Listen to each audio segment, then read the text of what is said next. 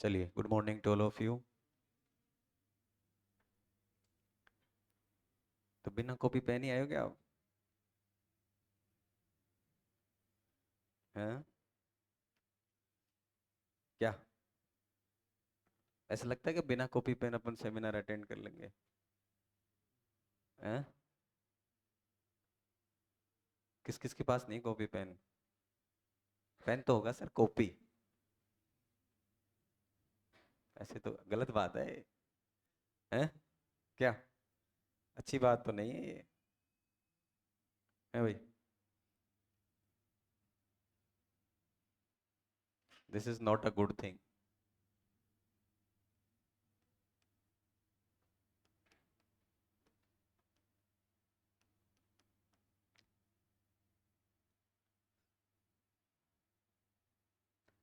चलिए, तो पहले मैं दो तीन क्वेश्चन पूछ रहा हूँ, उनका आप रिप्लाई करना। उसके बाद अच्छे से हम जितना भी बहुत सारी चीज़ें डिस्कस करने वाले हैं। ऐसे कौन से बच्चे हैं जो आप में से पहले एग्जाम दे चुके हैं, ग्रेड वन, ग्रेड सेकंड या ग्रेड थर्ड के एग्जाम में, जो अपेयर हो चुके हैं पहले? एक, दो, एक, दो, तीन, चार, पाँच, छः, सात।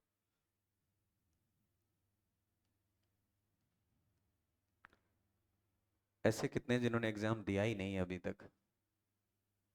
Very good. तो ज़्यादातर नए हैं, मतलब, है ना? नयों की संख्या ज़्यादा है। तो डू यू थिंक इस बात से कोई फर्क पड़ता है कि आपने पहले एग्जाम दिया है या नहीं दिया है? इससे कोई फर्क पड़ता है क्या? लगता है कि आपको कि जिन्होंने पहले एग्जाम दे दिया, जिन्होंने पहले एग्जाम नहीं दिया, उससे फर्क पड़ रहा है कोई? पड़ता है थोड़ा बहुत फर्क? वो भी डिस्कस करेंगे अपन। तो देखिए भाई, वैसे तो मेरा नाम विश्वास सिंह है। एग्जैक्टली आप नाम देखते हैं वैसा नाम है नहीं मेरा। विश्वास सिंह अवाना मेरा नाम है। लेकिन कोचिंग में पढ़ाते पढ़ाते वो एक निकनेम मान लो या उर्फ वाला मान लो, नाम क्या हो गया, विश्वास।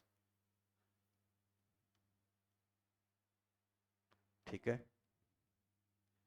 2008 से मैं सरकारी सेवा में कार्यरत हूँ। 2008 ग्रेड थर्ड से चयनित हुए। लगभग 17 साल हो गए मेरे को गवर्नमेंट नौकरी में जॉब करते हुए। लगता नहीं होगा लेकिन हो गए, है ना? 2008 से 17 ईयर्स, 17वां साल है ये अभी जॉब का। 2008 में ग्रेड थर्ड में मेरा सिलेक्शन हुआ। उसके बाद 2009 में फर्स्ट सेकंड ग्रेड की वैकेंसी आई पहली बार। उससे पहले तो मेरिट बेस पे सिलेक्शन होता था। उसमें चयन हुआ दो सब्जेक्ट में, एसएसटी में और इंग्लिश में, दोनों में। उसके बाद 2010 में सब इंस्पेक्टर राजस्थान पुलिस में मेरा सिलेक्शन हो गया, लेकिन मैंने ज्वाइन नहीं किया उसको।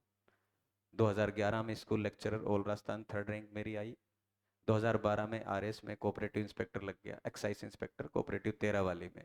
एक्साइज इंस्पेक्टर आबकारी जो पुलिस वाले हैं ना, जो पकड़ते हैं शराब वाले, उसमें ज्वाइन नहीं किया मैंने। उसके बाद 13 वाले में मैं कोऑपरेटिव इंस्पेक्टर बन गया, सहकारिता विभाग में ज्वाइन नहीं किया मैंने। और 2021 से गवर्नमेंट स्कूल में प्रिंसिपल के रूप में कार्यरत हूँ। नेट है, इंग्लिश से मैंने सेट किया है। पीएचडी अंडर गोइंग है जो कंप्लीट नहीं हुई है। ये मेरा परिचय है। इससे पहले 2002 से लेके 2007 तक एनडीए सीडीएस के एग्जाम दिए, आर्मी ऑफिसर में सिलेक्शन हो गया मेरा। लेकिन मेडिकली अनफिट होने से वहाँ से वापस लौट के आ गया। ठीक है। This is my introduction to you. और अब हम जो काम की बातें करते हैं, लगभग पिछले 2014 से विश्वास क्लासेज रन कर रही है, 1 जनवरी 2014 से। अभी पिछले 10 साल हमने इसमें कंप्लीट किए हैं। और लगभग 2350 के आसपास बच्चे अपने यहाँ से सिलेक्शन हो चुके हैं। 2300 प्लस बच्चे सिलेक्शन हो गए हैं। पिछली भर्ती में 536 बच्चों का चयन हुआ है, ग्रेड वन, ग्रेड सेकंड और ग्रेड थर्ड में मिला के। ठीक। 536 लास्ट भर्ती में। कुछ ऐसे हैं जिनको जानता नहीं होगा तो संख्या प्लस होगी, लेकिन इतने जिनकी हमारे पास डिटेल है। खैर, इन सब चीज़ों से कोई मतलब नहीं है। कुल मिला के बात यह है कि आप कहीं भी पढ़ने जाएं, भले मेरे पास पढ़ते हैं, कहीं और पढ़ते हैं, किसी एक्स वाई जेड किसी के पास भी पढ़ते हैं, हर टीचर अपने प्रयास अच्छे से करता है, सब बहुत अच्छे से मेहनत करके पढ़ाते हैं। और अगर आप ये सोचते हो कि आप इस 1 डेढ़ घंटे की सेमिनार में ये जान जाएंगे कि मुझे क्या आता है क्या नहीं आता है, तो नहीं पता लगेगा आपको। You are not able to जज इट। बिकॉज उसके लिए आपको पहली बात तो, आप तैयारी कर रहे हैं और मैं तैयारी कर चुका हूँ। आप पढ़ रहे हैं और मैं पढ़ा रहा हूँ, तो इतना अंतर तो हम में आएगा। और स्लोली जब मैं आपकी तरफ उस तरफ बैठ के मैं पढ़ रहा था, तब मेरे साथ भी सिचुएशन सेम ही रही होंगी। मुझे भी उतना नहीं आता होगा जितना अब आता है। समझ रहे हो मेरी बात? तो ये ऐसा नहीं है कि आदमी एक दिन में ही परफेक्ट हो जाता है। स्लोली एंड ग्रेजुअली हम धीरे धीरे चीज़ों को क्या करते हैं, सीखते हैं, and you are in the learning process. Now there are two things, ध्यान से सुनना, मेरी बातें बहुत काम आएंगी। आप क्लास अटेंड करें या नहीं करें, ज्वाइन नहीं करें, दैट अ डिफरेंट मैटर, कोई फर्क नहीं पड़ता उससे। लगभग 650-700 बच्चे अभी पढ़ रहे हैं अपने पास ऑफलाइन में, 1000 बच्चे लगभग ऑनलाइन पढ़ रहे हैं अभी अपने पास। इट डजेंट मैटर, कोई फर्क नहीं पड़ता उससे कि आप क्लास अटेंड करते हैं नहीं करते हैं। बट मेन चीज़ ये है कि यहाँ से जो सीख के जाएं उसको आप देखना कि आपके कितने काम आता है, और क्या आप सीखने के प्रयास करेंगे, कैसे पढ़ रहे हैं, जो आपकी टेंडेंसी है पढ़ने की, स्ट्रेटजी है वो कैसी है। You have to take care of that only.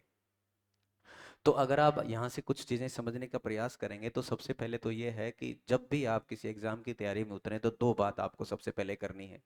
And the good thing is that most of the students are new, they are appearing first time in the exam, पहली बार परीक्षा में उतर रहे हैं।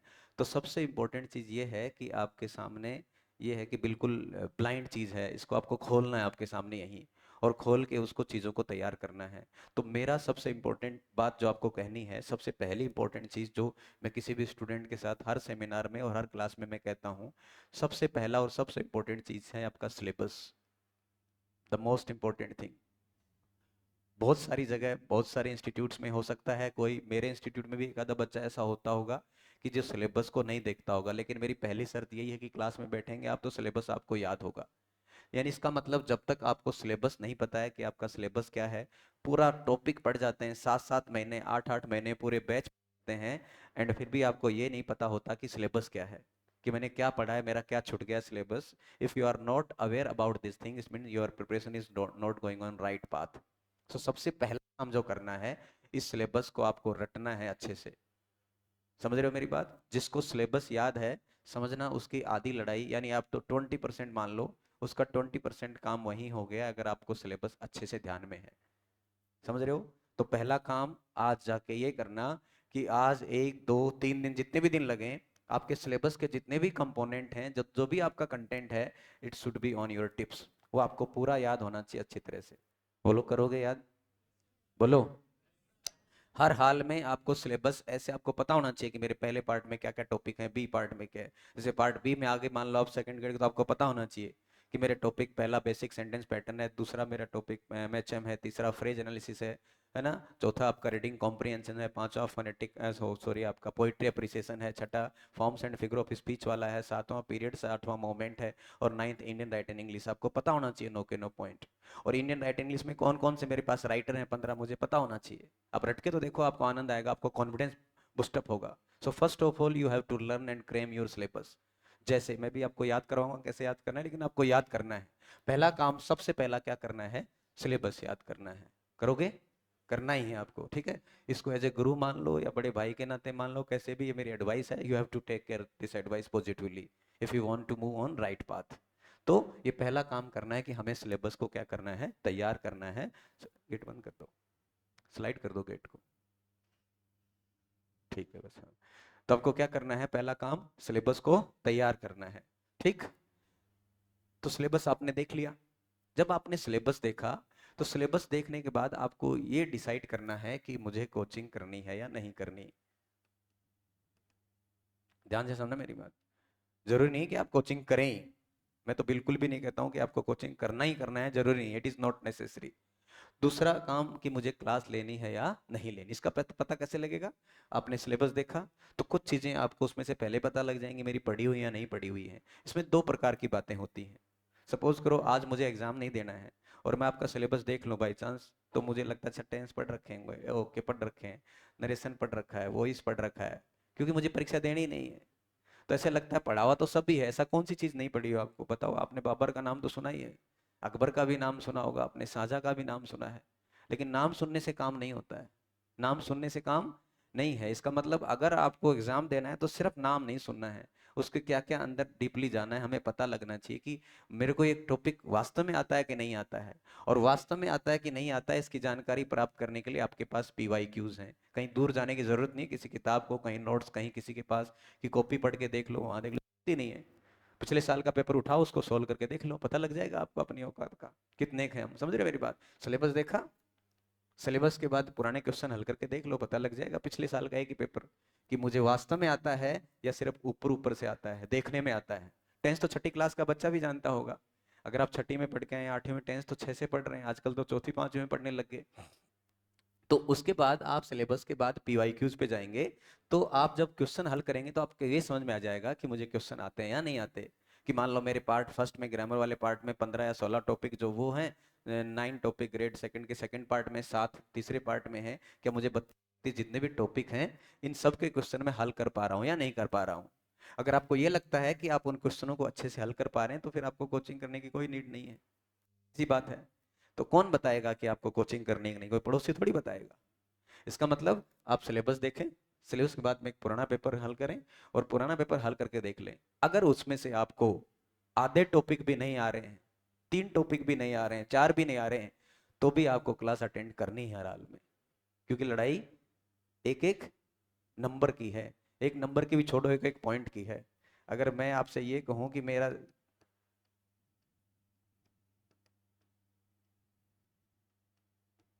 कितना डिफरेंस देख रहे हैं, देखो आप इसमें। ये 359.26, 359.28, 360.21, ये मेरी थर्ड रैंक थी 2012 में। और पहले वाले और मेरे में 0.95 का डिफरेंस था। आज तक मैं उस क्वेश्चन को, एक क्वेश्चन को कोस रहा हूँ कि फर्स्ट जगह थर्ड हो गया। डिफरेंस देख लो ना आप, इसमें तो 0.02 ही है और यहाँ 0.95 होगा मुश्किल से। इसका मतलब एक एक क्वेश्चन। और ये तो चलो मेरे को तो तकलीफ नहीं हुई क्योंकि तो रैंक पे प्रभाव पड़ा है। अगर आप कहीं खुदा न खास्ता 0.2 से सिलेक्शन से रह गए तो जिंदगी भर आपको कोसता रहेगा। समझ रहे मेरी बात? 2007-8 के ग्रेड थर्ड में एक 50.33, जब हमारा सिलेक्शन हुआ उस समय 50.33 पे कट ऑफ छूट गई। और 50.33 के इस एक अंक पे 6300 बच्चे थे, एक पॉइंट पे 6300 बच्चे। फिर क्या करना है? जिसकी उम्र बड़ी है उसको ले लेंगे, उम्र छोटी उसको छोड़ देंगे, बहुत सारी चीजें होती हैं। तो इन पॉइंटों के जाल में ना उलझें।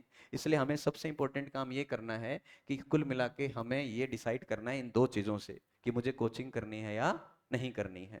ठीक। तो पहला सबसे काम, पहला क्या करेंगे? सिलेबस को देखेंगे। सिलेबस देखने के बाद में पीवाईक्यूज देख लो।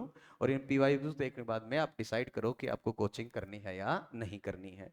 बात समझ में आई है? कोई हार्ड बात है नहीं, सीधी बात बोल रहा हूँ। इट्स क्लियर टू यू और नॉट? बोलो, क्लियर टू यू और नॉट? ठीक है। जब इतनी बात आ गई आपको समझ में, आपने इन दोनों चीजों को देख लिया, सिलेबस और पीवाईक्यूज को, उसके बाद में आपने सोचा मुझे कोचिंग करनी है, आपने इधर उधर तलाशा। और तलाश के पड़ोसी से पूछा कि बता मैं कहाँ करूँ, तीसरे ने पूछा बता मैं कहाँ करूँ, चौथे ने पूछा बता मैं कहाँ करूँ। तो वैसे आजकल ये सब प्रॉब्लम है ही नहीं, क्योंकि यूट्यूब पे हर कोई की क्लासेस अवेलेबल होती हैं, 2 3 4 क्लासेस सबकी पढ़ी हैं। ऐसा नहीं है कि टीचर पढ़ा रहा है तो उसको टॉपिक नहीं आता, भले आप किसी दूसरे के पास जाओगे तो उसको भी आता होगा। टीचर का मेन इंपॉर्टेंट बात क्या है? कंटेंट सबको आता है, आप भी 6 महीने बाद पढ़ के आपको भी आ जाएगा। मेन चीज ये है कि आपको उसका पढ़ाने का तरीका समझ में आ रहा है कि नहीं आ रहा है। पावर ऑफ एक्सप्रेशन, आप यहाँ सिर्फ 1 घंटे में यही देख के जा सकते हैं कि बस जो बात कहते हैं तो कहने का तरीका ठीक है, लहजा ठीक है, मुझे बात समझ में आ रही है। कुल मिला के बात यही है। समझे ना? हर टीचर के लिए सबसे इंपॉर्टेंट चीज क्या है? किसी को कोई टीचर पसंद है, किसी को कोई टीचर पसंद है। तो मेन चीज, सबसे इंपॉर्टेंट बात यही है कि क्या आपको उसका पढ़ाने का तरीका समझ में आ रहा है। अगर आप तरीके के साथ सहज हैं, if you are easy with the teaching method, then you have to go for that teacher only. किसी और से एडवाइस लेने की जरूरत नहीं है। एक्स वहां पढ़ रहा है तो वाई भी वहीं पढ़ेगा, इसका कोई लेना देना नहीं है। ये आप पे डिपेंड करता है कि आपको उस टीचर की जो वॉइस है, उसका पिच जो है, उसका पढ़ाने का तरीका है, वो समझ में आ रहा है या नहीं आ रहा है। समझ मेरी बात? कंटेंट में कोई ज्यादा 19 20 का फर्क नहीं होता। मेन है पावर ऑफ एक्सप्रेशन, पढ़ाने का तरीका कैसा होता है, उसको हमें देखना है। तो उसके बाद आपने डिसाइड कर लिया, जैसे अभी आप आ गए यहाँ सेमिनार अटेंड करने के लिए।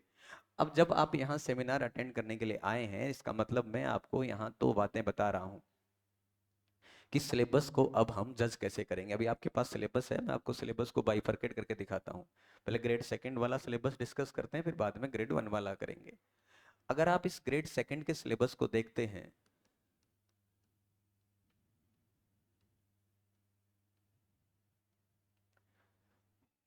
मुझे आपसे कुछ नहीं चाहिए। आप मेरे पास अगर पढ़ने के लिए जुड़ गए तो आप बस इतना कमिटमेंट करना कि सर मैं पंक्चुअल रहूंगा, मैं क्लास कभी मिस नहीं करूंगा, रेगुलर क्लास में आऊंगा, रेगुलर टेस्ट होंगे वो टेस्ट दूंगा, जो क्लास में बताओ उसको याद करूंगा। बस 3 बातें करनी, बाकी मेरे पे छोड़ना, है ना? तो ग्रेड सेकंड के जब सिलेबस को आप देखते हैं, तो इस सेकंड ग्रेड के सिलेबस को अगर मैं वैसे बाइफरकेट करना चाहूँ तो मैं इसको 5 टुकड़ों में तोड़ सकता हूँ। एक तो होता है आपका ग्रामर वाला पार्ट। अब इधर देखिए, थोड़ी देर बाद में आपको सिलेबस उसमें देखना है, मेरी तरफ देखिएगा। एक पार्ट होता है आपका ग्रामर, एक पार्ट है लिटरेचर,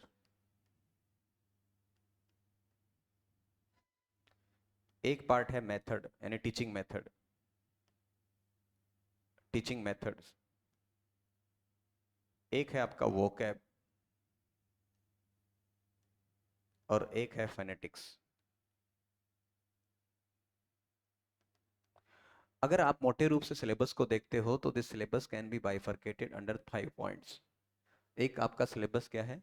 ग्रामर है, दूसरा लिटरेचर है, तीसरा टीचिंग मेथड है, चौथा वोकैब है और पांचवा फोनेटिक्स है। ओवरऑल देखोगे तो इन 5 कंपोनेंट में आपके सिलेबस के अलग अलग पॉइंट्स दिए हुए हैं। Grammar, literature, teaching method, vocab और फोनेटिक्स, ये 5 पार्ट हैं। अब आपको ये देखना है कि आपको इसमें देखो 2022 दिसंबर 2022 में जो एग्जाम हुआ ग्रेड सेकंड का, या फिर अक्टूबर 2022 में जो एग्जाम हुआ ग्रेड फर्स्ट का। फर्स्ट वालों का अक्टूबर 14-15 अक्टूबर को हो गया, दिसंबर में ये सेकंड ग्रेड के एग्जाम हुए हैं पिछले हुए ना लास्ट। इससे पहले जो एग्जाम होते थे उससे पहले वाले एग्जामों में, ये तो इस वाले की बात है, इससे पहले जो एग्जाम थे वहां थोड़ा पैटर्न अलग था। अलग कैसे था पैटर्न? हालांकि अब भी नई वैकेंसी आएगी तो हो सकता है कि सिलेबस में थोड़ा 19-20 का फेरबदल कर दें। जैसे ग्रेड 1 में तो होना ही होना है थोड़ा बहुत, हो सकता है ग्रेड सेकंड में भी 19-20 चेंज हो जाए। तो जब पहले सिलेबस जो था तो उसमें जैसे अगर ग्रेड सेकंड की बात करें तो ये अलग अलग बाइफरकेटेड था पोर्शन। बाइफरकेटेड कैसे था कि भाई जो ग्रामर वाला हिस्सा था इसमें 90 क्वेश्चन आने थे आपके, 90 क्वेश्चन। कितने? 90। और जो आपका लिटरेचर वाला था इसमें 40। कितने हो गए? कितने हो गए? और बचे हुए 20 नंबर का हो गया आपके मेथड। 20 क्वेश्चन आपके मेथड के, सॉरी।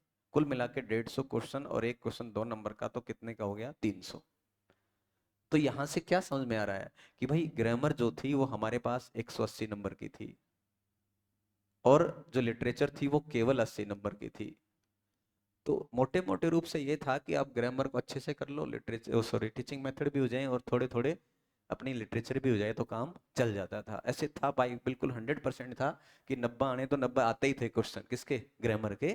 और अगर लिटरेचर के 80 का मतलब 40 क्वेश्चन आने थे और 20 क्वेश्चन इसके आने थे, आते ही थे, ऐसे आते थे, ये बटे हुए थे। बट लास्ट ईयर जो है एग्जाम के थोड़ा सिलेबस में थोड़ा चेंज किया और चेंज करके पार्ट तो 3 ही रख दिए, लेकिन 3 पार्ट रख के ये नहीं बताया कि कौन से पार्ट का कौन सा सिलेबस कितने नंबर का है, बस सिर्फ 3 पार्ट कर दिए, पार्ट 1, पार्ट बी और पार्ट सी। ये नहीं बताया कि कौन से पार्ट में से कितने क्वेश्चन आएंगे। मेरी बात समझ में आ रही है क्या आपको? अच्छे से समझ रहे हो? यस और नो? तो ये नहीं बताया कि कौन से पार्ट में से कौन से क्वेश्चन आएंगे, सिर्फ पार्ट पार्ट दिया। और सभी इसी उम्मीद, चलो जैसे पहले क्वेश्चन आते थे वैसे ही क्वेश्चन आ जाएंगे, उसी तरह पढ़ाना है वैसे ही पढ़ा देंगे। लेकिन मामला उल्टा हो गया भाई। उल्टा कैसे हुआ कि यहां से क्वेश्चन हो गए 60। किसमें? ग्रामर में 60 क्वेश्चन हो गए, है ना? तो 30 क्वेश्चन कम हो गए, 60 भी क्या 55 ही थे लगभग। और इधर जो क्वेश्चन है आपके जाके ये हो गए 70। इवन मैं कहूँ तो ये थे 55 और ये थे 75। ये था मामला 55-75 वाला। और ये दो जैसे थे पड़े थे 20। तो हुआ क्या कि जो ग्रामर के बुत्ते कूद रहे थे, इस 60 में से भी ऐसे थे वोकैब वाले क्वेश्चन भी हैं। तो वोकैब वाले क्वेश्चनों की वैसे ही कोई बहुत ज्यादा गारंटी होती नहीं है। इसका मतलब क्या हुआ? एकदम से लोगों को तिलमिलाट हो गई कि करें क्या, पैनिक हो गए सब। और इसका नतीजा ये निकला कि कट ऑफ एकदम से 40 नंबर नीचे चलेगी और सालों की तुलना में। जो कट ऑफ पहले जा रही थी वो बिल्कुल क्या हो गई, एकदम से डाउन आ गई। डाउन क्यों आई? क्योंकि लिटरेचर वाला पोर्शन क्या हो गया, बढ़ गया, और ग्रामर का पोर्शन कम हो गया। तो यहां से अब इस 60, 70 और 20 से क्या समझ में आया? इससे ये समझ में आया कि हमें पता नहीं है कि कौन से पार्ट में से क्वेश्चन ज्यादा आएंगे, कौन से में से कम आएंगे। समझ मेरी बात? क्योंकि इस आपके पास जो सिलेबस है इसमें कहीं भी इस बात का लिखा हुआ नहीं है कि ये पोर्शन कितने का आएगा, ये कितने का आएगा। बस आपके पास 3 पोर्शन है। तो हो सकता है किसी को लिटरेचर में ज्यादा इंटरेस्ट हो तो लिटरेचर के क्वेश्चन डाल दो। जैसे इसमें आपका एक 9th पार्ट है Indian writer in English, part B में। उस एक पार्ट में से ही 29 क्वेश्चन आ गए लिटरेचर में से, एक में ही। इंडियन राइटर अकेले में से 29 क्वेश्चन आए हैं, अकेले इंडियन राइटर में से। और इंडियन राइटर को कोई यूं पड़ गया चलते चलते कि 4-5 क्वेश्चन आएंगे, छोड़ दो इसको, कोई गारंटी नहीं है, और उसी में से क्वेश्चन टेक दिए तो बच्चे मर गए, रह गए उसमें से। इसका मतलब यहां से ये है कि हमें एक भी कोई पॉइंट छोड़ना नहीं है। Each and every point is very important for us. ना जाने, राजस्थान का वो लोग आया था ना बीच में, जाने क्या दिख जाए वाला। तो ना जाने कौन से पार्ट में क्वेश्चन ज्यादा आ जाए हमें कोई पता नहीं है। हमारे लिए हर पार्ट इंपॉर्टेंट है, और खासकर लिटरेचर वाला जो पोर्शन है ना, it is most most most important for you. जितनी मेहनत करनी है आपको बहुत ज्यादा, वो किस में करनी है, लिटरेचर वाले पोर्शन में करनी है। अगर आप यूं सोच रहे हैं आपको ग्रामर के 2-4 टॉपिक आते हैं उस सिलेक्शन हो जाएगा, तो इम्पॉसिबल है, संभव नहीं है। ग्रामर सबको आती है थोड़ी थोड़ी, और ऐसे कोई ग्रामर के इसमें बहुत सारे टॉपिक नहीं है। कुछ टॉपिक तो ऐसे हैं जो अगर आप अभी मेरे से पढ़ो 4-5 टॉपिक, आप कल भी घर जाके क्वेश्चन करोगे तो कर दोगे आराम से, मेरी गारंटी है, ऑप्शन के आधार पे। हाँ, बिना ऑप्शन जोर आता है उनमें, लेकिन अगर ऑप्शन के साथ सोल्व करोगे तो सभी टॉपिक बहुत आसान है, उनमें दिक्कत नहीं आएगी। अभी डिस्कस करूंगा मैं आपके साथ। तो इसका मतलब हमारे लिए इंपॉर्टेंट कंपोनेंट क्या बन जाता है फिर, लिटरेचर वाला पोर्शन हमारे लिए इंपॉर्टेंट है, इस पे हमें फोकस करना है। तो यहां से आपको ये बात समझ में आ जानी चाहिए कि भाई जो सिलेबस दिया हुआ है उसमें कौन सा टॉपिक इस नंबर कितने नंबर का है, इसकी कोई गारंटी नहीं है। ये बात समझ में आ गई आपको? जब भी आप तैयारी करेंगे तो दिमाग में डाल के रखना इस बात को कि कौन सा पार्ट कितने नंबर का आएगा। We are not sure about it, ना मैं हूं ना आप है। बस ये पता है हमें कि ग्रामर है, लिटरेचर है, टीचिंग मेथड है, वोकैब है और फोनेटिक्स है। इतने सिलेबस में हमारे टॉपिक दिए गए हैं। अब आप सिलेबस को थोड़ा और अगर एनालिसिस करना चाहते हैं तो देखिए, ग्रामर में एक सिलेबस दिया हुआ है, आपका पहला टॉपिक दिया है पार्ट्स ऑफ स्पीच।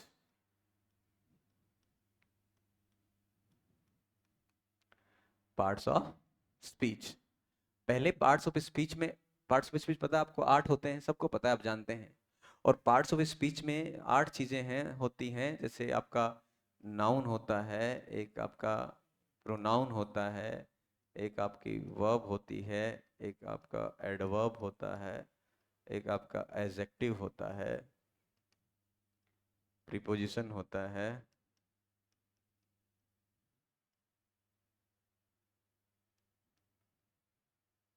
कंजंक्शन होता है और इंटरजेक्शन।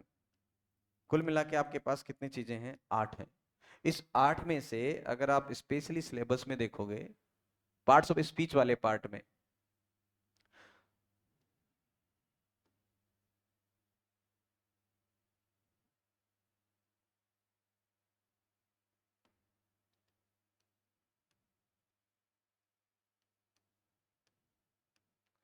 अगर आप देखना चाह रहे हैं इसमें, तो एक तो आपके सिलेबस में डायरेक्टली लिखा हुआ है इसमें नाउन, पहले पहले टॉपिक में।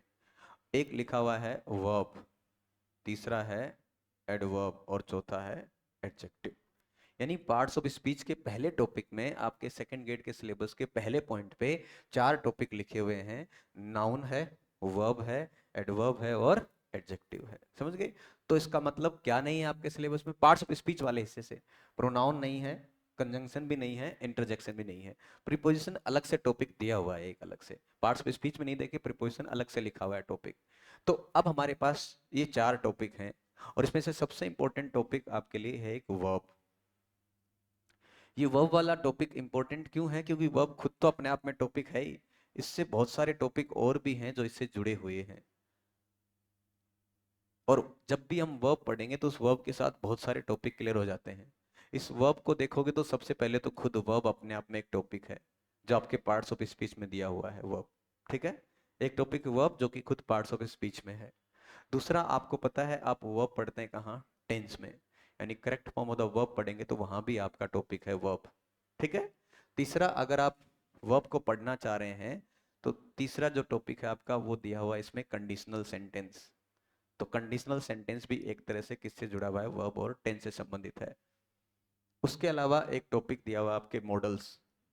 तो मॉडल्स को देखेंगे तो मॉडल्स का भी आपका टॉपिक जो है वो इससे मिल जाएगा, मॉडल्स वाला। तो वर्ब हो गया, टेंस हो गया, कंडीशनल सेंटेंस हो गया, मॉडल ऑक्सिलरी हो गया। इसके अलावा एक टॉपिक आपके सिलेबस में दिया हुआ है सब्जेक्ट वर्ब एग्रीमेंट। इसका मतलब ये भी है कि इसका भी संबंध आप जोड़ सकते हैं किससे, वर्ब से। कितने वर्ब? तो पहला वर्ब है, दूसरा टेंस है, तीसरा कंडीशनल सेंटेंस है, चौथा मॉडल है और पांचवा सब्जेक्ट वर्ब एग्रीमेंट है। चलो इतने 5 ही रख लो आप। अगर आप वर्ब को डायरेक्टली देखना चाहते हैं तो ये 5 टॉपिक हैं जो सीधे सीधे किससे जुड़े हुए हैं, वर्ब से। हालांकि और भी टॉपिक है जिनमें वर्ब का संबंध है, लेकिन डायरेक्टली ये 5 टॉपिक जिनका सीधा सीधा संबंध किससे है, वर्ब से। इसका मतलब मैं कह सकता हूं कि आपके ग्रामर के सिलेबस के जो 15-16 पॉइंट दिए गए हैं उनमें से ये 4 टॉपिक तो आपको यहीं दिख रहे हैं, क्योंकि चलो ये तो पार्ट्स ऑफ स्पीच का हिस्सा है, तो 4 टॉपिक जुड़ गए इससे। क्या? टेंस, कंडीशनल सेंटेंस, मॉडल और सब्जेक्ट वर्ब एग्रीमेंट। याद हो गए 4? किससे बोलो, किससे जुड़े हैं, वर्ब से। तो वर्ब से कौन कौन से टॉपिक हो गए, verb, tense, conditional sentence, modal और सब्जेक्ट वर्ब एग्रीमेंट। अभी आप जब जाओगे तब तक सिलेबस आपको याद चुका हो जाएगा, मेरी गारंटी है। तो ये एक पॉइंट ध्यान रखना में वर्ब, और वर्ब से आते आते सारे टॉपिक ये कंप्लीट हो जाएंगे आपके, ठीक। दूसरा एक इंपॉर्टेंट टर्म जो हमें ध्यान रखनी है इसमें, एक टर्म और है, और वो है हमारा ट्रांसफॉर्मेशन। ट्रांसफॉर्मेशन ये वो टॉपिक है जो मैं अक्सर क्लास में कहता हूं कि अगर ट्रांसफॉर्मेशन में से आपने क्वेश्चन गलत कर दिए, इसका मतलब आपका सिलेक्शन दुनिया में कोई भी नहीं करवा सकता है, भले ही आप कितनी तैयारी कर लो। अगर आपने ट्रांसफॉर्मेशन नहीं पढ़ा है, इसका मतलब सिलेबस में क्वेश्चन गलत कर दिए ट्रांसफॉर्मेशन के, इसका मतलब आपका सिलेक्शन नहीं हो सकता है। ट्रांसफॉर्मेशन सबसे इंपॉर्टेंट टॉपिक है, इसलिए इंपॉर्टेंट है कि फ्री के नंबर हैं इसमें, इसमें से कोई गलती नहीं होती। अब ये भी बताऊंगा मैं, और आपको खुद को भी समझ में आ जाएगा जब मैं बोलूंगा कि कौन कौन से टॉपिक आप गलत करेंगे। हो सकता है आपने पढ़ा नहीं हो कभी ट्रांसफॉर्मेशन, तो अभी आपको अटपटा लगता हो, लेकिन जब पढ़ लोगे तो बिल्कुल क्वेश्चन गलत नहीं होंगे इनके। ट्रांसफॉर्मेशन में अगर आप बात करें तो सबसे पहले आपका जो ट्रांसफॉर्मेशन होता है वो है एफर्मेटिव वाक्य। एफर्मेटिव को जैसे आपने नेगेटिव बना दिया, या फिर नेगेटिव है, नेगेटिव आपने क्या बना दिया, इंट्रोगेटिव बना दिया, ये ट्रांसफॉर्मेशन का एक हिस्सा हो गया।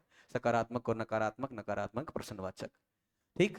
ट्रांसफॉर्मेशन का दूसरा पैटर्न है जिसमें सेंटेंस सिंपल होते हैं, सिंपल को आपने कंपाउंड बनाया, और कंपाउंड बनाया या फिर कंपाउंड के साथ में आपने इसको कॉम्प्लेक्स बना दिया। एक पॉइंट ये हो गया ट्रांसफॉर्मेशन में, affirmative, negative, interrogative, simple, compound और कॉम्प्लेक्स। तीसरा जो ट्रांसफॉर्मेशन करते हैं वो आप वॉइस में करते हैं। वॉइस का मतलब एक्टिव और पैसिव, ये भी ट्रांसफॉर्मेशन है। एक्टिव से पैसिव बना दिया, ये ट्रांसफॉर्मेशन का टॉपिक हो गया। चौथा अगर आप ट्रांसफॉर्मेशन देखेंगे तो वो टॉपिक है आपका ट्रांसफॉर्मेशन का नरेशन, जिसमें आप डायरेक्ट और इनडायरेक्ट नरेशन। क्या हुआ, डायरेक्ट और इनडायरेक्ट नरेशन। और पांचवा जो ट्रांसफॉर्मेशन का टॉपिक है वो है डिग्रीज ऑफ कंपैरिजन में। डिग्री बदलते हैं ना आप, degree of comparison, positive degree, और पॉजिटिव को बनाया आपने कंपैरेटिव, या कंपैरेटिव को बनाया आपने सुपरलेटिव, ठीक है। तो पॉजिटिव, कंपैरेटिव और सुपरलेटिव। तो इस प्रकार से 5 प्रकार के ट्रांसफॉर्मेशन आप कर सकते हैं। एफर्मेटिव, नेगेटिव, इंट्रोगेटिव हो सकता है, सिंपल, कंपाउंड, कॉम्प्लेक्स हो सकता है, एक्टिव से पैसिव हो सकता है, डायरेक्ट से इनडायरेक्ट हो सकता है, डिग्री ऑफ कंपैरिजन हो सकता है। और ये 5 टॉपिक ऐसे हैं जिनके क्वेश्चन जिंदगी में गलत हो ही नहीं सकते हैं, असंभव है, ये इम्पॉसिबल वाला टास्क है। जैसे जॉन डन वाले जो 7 इम्पॉसिबल टास्क में है, तो उसमें से एक 8वां इम्पॉसिबल टास्क ये मान लो आपके लिए, कि ये टॉपिक में क्वेश्चन कभी गलत नहीं होंगे। जब तक आपने कसम खा ली है कि मुझे गलत करने हैं तो बात अलग है। इसका मतलब इन टॉपिक, हालांकि ऐसी कसम कोई खाता नहीं, लेकिन कसम खाने का मतलब ये है कि वहां लापरवाही करते हैं आप। इन टॉपिक के question, you will commit mistake in these topics if you are careless. सावधानी हटी और दुर्घटना घटी वाली बात है। हाँ, अगर वैसे मैं आपको कहूं कि सिंपल, कंपाउंड, कॉम्प्लेक्स बनाओ विदाउट ऑप्शन, तो सबसे टॉप टॉपिक है आपके सिलेबस का। लेकिन अगर मैं कहूं कि ऑप्शन से देख के छांट दो, तो सबसे इजी टॉपिक है आपके सिलेबस का। तो हमें स्कॉलर तो बनना नहीं है, हमारा काम यह है कि हमारे एग्जाम में क्वेश्चन ठीक हो जाए। तो मैं गारंटी कि आपके ऑप्शन के साथ इसके क्वेश्चन ठीक हो जाएंगे, कोई गलती नहीं है, ठीक। समझ गए। तो ये 5 टॉपिक किसने कवर कर लिया आपके, ट्रांसफॉर्मेशन ने। किसने, ट्रांसफॉर्मेशन ने। तो 2 स्लाइड होगी हमारी। पहला हमने क्या देखा, कि भाई हमने देखा वर्ब, और वर्ब के आधार पे हमने ये टॉपिक निकाल लिए। उसके बाद हमारे सिलेबस में एक टॉपिक दिया हुआ है आपके, क्या, एडजेक्टिव। क्या दिया हुआ है, एडजेक्टिव। तो स्लाइड तीसरी देखते हैं, एडजेक्टिव। तो इस एडजेक्टिव को देखोगे तो एडजेक्टिव खुद अपने आप में एक टॉपिक है, यानी एडजेक्टिव खुद अपने आप में एक टॉपिक है, डायरेक्टली आपके सिलेबस में लिखा हुआ है एडजेक्टिव। दूसरा, एडजेक्टिव के साथ जुड़ा हुआ इंपॉर्टेंट टॉपिक है डिटर्मिनर्स, और डिटर्मिनर्स के साथ साथ आर्टिकल्स। डिटर्मिनर और आर्टिकल्स। हालांकि तीसरा टॉपिक हम पीछे कवर कर चुके ट्रांसफॉर्मेशन में, लेकिन क्योंकि डिग्री जो है वो डिग्री ऑफ कंपैरिजन किससे जुड़ी हुई है, एडजेक्टिव से, तो इसका संबंध इससे भी थोड़ा थोड़ा हो जाता है, किससे, एडजेक्टिव से। अभी 3 ही चीजें ली मैंने आपके पास, एक मैंने बोला वर्ब, दूसरा ट्रांसफॉर्मेशन, और तीसरा एडजेक्टिव, ठीक। समझ गए मेरी बात। तो ये हमारा एक टॉपिक हो गया किससे जुड़ा हुआ, एडजेक्टिव से। और देखते हैं साहब, तो प्रोनाउन हमारे सिलेबस में है नहीं, कोई लेना देना नहीं है, नाउन को छोड़ो। एडवर्ब, नाउन और एडवर्ब खुद अपने आप में दोनों एक टॉपिक है पार्ट्स ऑफ स्पीच में, बस इतना ही ध्यान रखना है। एडजेक्टिव हो गया। फिर बचा हमारे पास प्रीपोजिशन। तो प्रीपोजिशन अपने आप में खुद एक टॉपिक है अलग से। इसका मतलब एक टॉपिक हमारे सिलेबस में अलग से लिखा हुआ है, कौन सा? प्रीपोजिशन। क्या होगा? प्रीपोजिशन। उसके बाद कंजंक्शन, इंटरजेक्शन। कंजंक्शन भी डायरेक्टली सिलेबस में नहीं है और इंटरजेक्शन भी डायरेक्टली सिलेबस में नहीं है। अब अगर मैं आपसे ये कहूं कि आप ग्रामर के टॉपिक बताओ कि आपके सिलेबस में कौन कौन से टॉपिक है ग्रामर के, तो आप जब भी ग्रामर के टॉपिक की सिलेबस में है तो पहला पॉइंट ध्यान रखना, पार्ट्स ऑफ स्पीच। बोलो पहला पॉइंट। और पार्ट्स ऑफ स्पीच में 4 टॉपिक हैं, नाउन, वर्ब, एडवर्ब, एडजेक्टिव। बोलो, नाउन, वर्ब, एडवर्ब, एडजेक्टिव। पहला टॉपिक कौन सा है? Parts of speech. कौन सा? Parts of speech. और कितने टॉपिक हैं? 4। बोलो, नाउन, वर्ब, एडवर्ब, एडजेक्टिव। ये खत्म हो गया पहला टॉपिक। दूसरा टॉपिक आप दिमाग में डालो कि मेरे लिए वर्ब है टॉपिक दूसरा। कौन सा? वर्ब। और जो वर्ब आए तो वर्ब टॉपिक हो गया। वर्ब के साथ साथ टेंस हो गया, टेंस। उसके अलावा मॉडल हो गया, कंडीशनल सेंटेंस हो गया, और सब्जेक्ट वर्ब एग्रीमेंट हो गया। ठीक। तीसरा ट्रांसफॉर्मेशन। ट्रांसफॉर्मेशन में सिंपल, कंपाउंड, कॉम्प्लेक्स। बोलो, compound, complex, affirmative, negative, interrogative, narration यानी डायरेक्ट इनडायरेक्ट, वॉइस यानी एक्टिव और पैसिव, और interchange in degree, superlative, positive और सॉरी सुपरलेटिव, कंपैरेटिव और पॉजिटिव। ठीक। इसके अलावा तीसरा पढ़ा हमने एडजेक्टिव, और एडजेक्टिव में खुद टॉपिक है, और साथ में हमने डिटर्मिनर और आर्टिकल देखना है, और तीसरा डिग्री ऑफ कंपैरिजन। और इसके बाद हमने एक टॉपिक देखा, क्या? प्रेपोजिशन। आप जरा पार्ट 1 खोल के देखिए, ऐसा कौन सा टॉपिक रह गया जो अभी आपका कवर नहीं हुआ है इसमें से। एक बार देखना जरा syllabus please. I want that you have to give your focus on. देखिए पहला पॉइंट पढ़ता हूं मैं। पहला पॉइंट में क्या लिखा है? Parts of speech. बोलो क्या क्या है? नाउन, वर्ब, एडजेक्टिव और एडवर्ब। क्लियर है? यस और नो? ऐसे देखो मेरी तरफ, और थोड़े ऐसे मुस्कुराते हुए रहा करो जोश में। ऐसे गाँव में कहेगा ना, रो तो जाए मरोड़ा की खबर ले। परीक्षा देना है, मस्ती से एग्जाम देंगे, पास करेंगे, कोई टेंशन नहीं है, मस्ती से रहा करो। ठीक। दूसरा टॉपिक हो गया क्लियर। दूसरा टॉपिक है आर्टिकल और डिटर्मिनर। बोलो ये भी आ गया पॉइंट। टेंसेज आ गए, प्रीपोजिशन आ गया, मॉडल आ गए, डिग्री ऑफ कंपैरिजन आ गया, सब्जेक्ट वर्ब एग्रीमेंट आ गया, सबऑर्डिनेशन कोऑर्डिनेशन का लिखा है, कंपाउंड और कॉम्प्लेक्स आ गया। ठीक है। कंडीशनल सेंटेंस आ गए। और ट्रांसफॉर्मेशन में देखो नीचे, affirmative, negative, interrogative, active, passive, direct, indirect आ गए। अब नीचे फ्रेजल वर्ब, ये ग्रामर से कोई लेने देना नहीं है। इडियम्स ग्रामर से कोई लेने देना नहीं है। सिनोनिम, एंटोनिम ग्रामर से कोई लेने देना नहीं है। बताओ ग्रामर का सिलेबस कितना है? आ गया? हो गया याद? याद सीधा दो, बस 3-4 टर्म ध्यान रखनी है। बस एक ध्यान रखना, पहला पार्ट्स ऑफ स्पीच। और पार्ट्स ऑफ स्पीच में 4 हैं, ध्यान रखना, नाउन है, वर्ब है, एडजेक्टिव और एडवर्ब है। उसके बाद 4 ही तो चीज याद रखनी है। दूसरी चीज आप करेंगे क्या? वर्ब।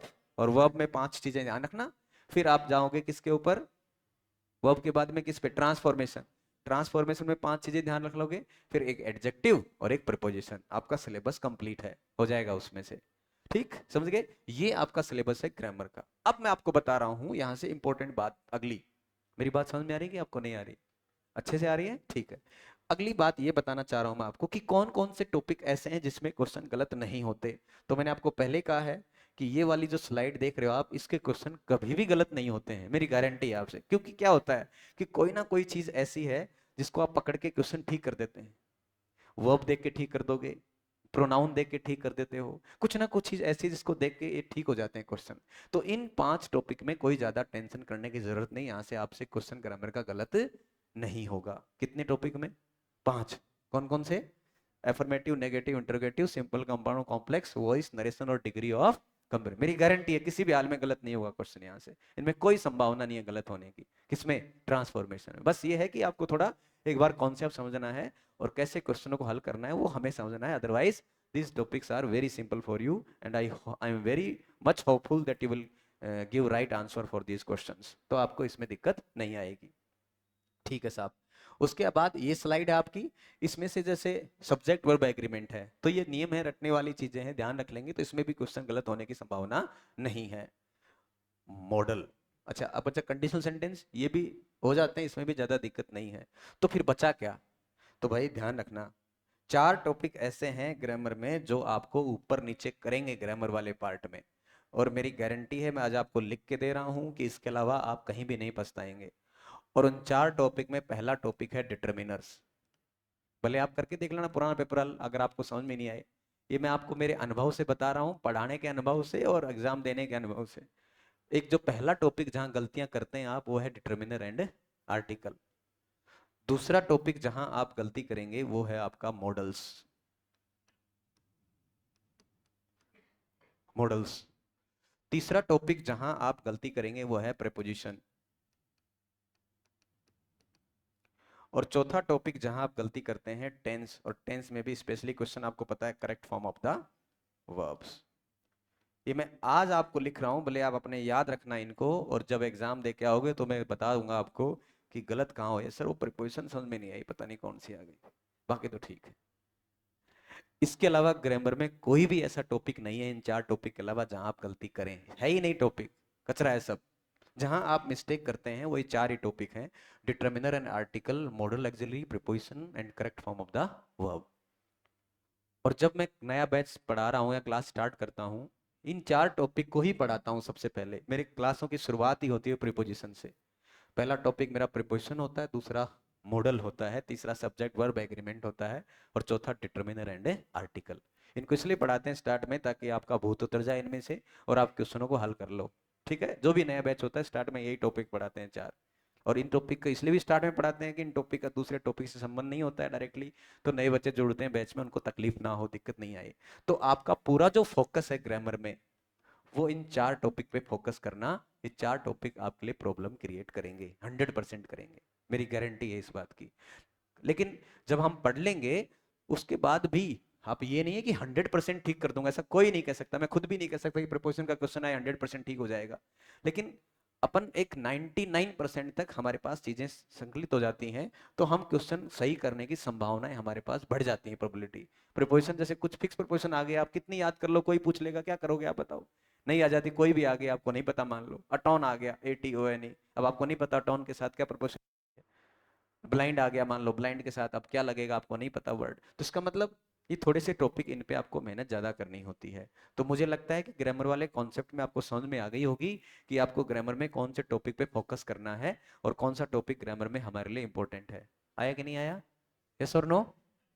तो देख लो सिलेबस में, अब आपको पता लग गया होगा कि आप आर्टिकल डिटर्मिनर, यहाँ थोड़ी मिस्टेक हो सकती है, टेंस में हो सकती है, सॉरी सेकंड ग्रेड वाला फर्स्ट ग्रेड आ गया। पार्ट्स ऑफ स्पीच, इसमें खैर कोई आर्टिकल डिटर्मिनर गलती हो सकती है, टेंस में कोई प्रॉब्लम नहीं है। देखो स्टार्ट में टॉपिक भी यही दे रखे हैं सारे आपको, जो जो हार्ड हार्ड दिख रहे हैं।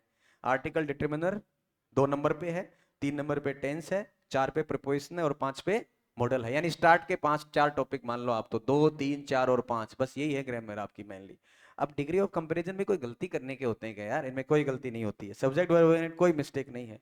कंपाउंड कॉम्प्लेक्स हो जाते हैं, कंडीशनल हो जाते हैं और ट्रांसफॉर्मेशन हो जाएगा। इसका मतलब ग्रामर में 4 टॉपिक पे फोकस करना है। टॉपिक तो सारे पढ़ रहे हैं लेकिन मेनली इन 4 में ही है। वही ट्रांसफॉर्मेशन तो मैं आपको 4 घंटे में पढ़ा दूं, मेरी गारंटी है आप क्वेश्चन गलत नहीं करोगे, एक भी नहीं करोगे, मैं श्योर कह रहा हूं आपको। पर वो जो टॉपिक मैंने आपको बता रहा हूं, इन 4 टॉपिक पे आपको क्या करना है, फोकस करना है, स्पेशली जहां मिस्टेक करते हैं। ठीक। अब नीचे आया phrasal verb, proverbs, idioms, words often misspelled और कंफ्यूज्ड, और सिनोनिम और एंटोनिम्स। एंटीनिम्स यानी ये जो 11 से लेकर 14 तक टॉपिक हैं, इनका संबंध वोकैब से है भाई। किससे? वोकैब से। अब देखो वोकैब में कोई कुछ नहीं कर सकता है, कोई दुनिया की ऐसी कोई ताकत नहीं जो आपको घुट्टी पिला दे और वोकैब तैयार करवा दे। मैं भी नहीं हूं, और कोई कहता है तो बेवकूफ बनाता है, संभव ही नहीं है। ठीक है, ये वोकैब आपको खुद से ही तैयार करनी है, जितना पढ़ोगे उतना आएगी। अब इसमें वो कोई ग्रामर वाला मेथड तो है नहीं, कॉन्सेप्ट समझा दूंगा, आपको याद करना है। और याद करने के लिए कोई भी बुक आपको अच्छी लगती हो आप पढ़ना, मैं तो आपको सजेस्ट कर रहा हूँ कि ब्लैक बुक नाम की एक बुक आती है। ऐसा कुछ नहीं है कि मेरा इसमें कोई कमीशन है, मैं तो बता रहा हूँ आपको, अच्छी बुक है ब्लैक बुक। इसमें पढ़ोगे आप तो आपको 11, 12, 13, 14 चारों टॉपिक कवर हो जाएंगे। मैं आपको इसको पढ़ाने वाला नहीं हूँ, आपको वो कैब को थोड़ा समझा दूंगा थोड़ा, और बाकी इनकी क्लास मैं नहीं पढ़ाऊंगा आपको, वो कैब खुद तैयार करना है ना। I am frankly telling to you. अब इसमें से भी 4 टॉपिक हैं, 4 में से 3 टॉपिक ऐसे हैं जिनमें आपके क्वेश्चन सही होने की संभावना सर्वाधिक है। देखो पागलों की तरह नहीं पढ़ना है, स्मार्ट स्टडी करनी है। बावड़े की तरह पढ़ोगे तो भले 5 साल लगे रहो, सिलेक्शन नहीं होगा, मेरी गारंटी है। और दिमाग में लगा के आराम से पढ़ो ना कि किस चीज को, टॉपिक को फोकस करूं।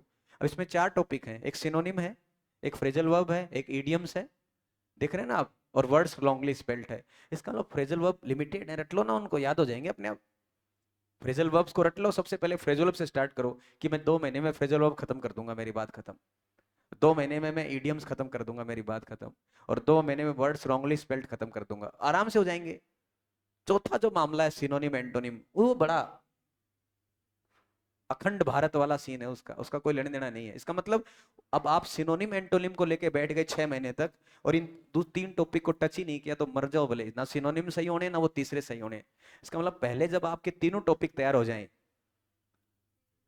Phrasal verbs, idioms, words wrongly spelled, उसके बाद सिनोनिम देख लो, या फिर 2-2 वर्ड 3-3 वर्ड रोजाना देखते रहो, साइड में देखना चाहते हो तो। मेरा तो कहना यही है कि इन 4 में से 3 टॉपिक को तगड़े से तैयार कर लो आप, फ्रेजल वर्ब्स, इडियम्स और वर्ड्स रॉन्गली स्पेल्ड।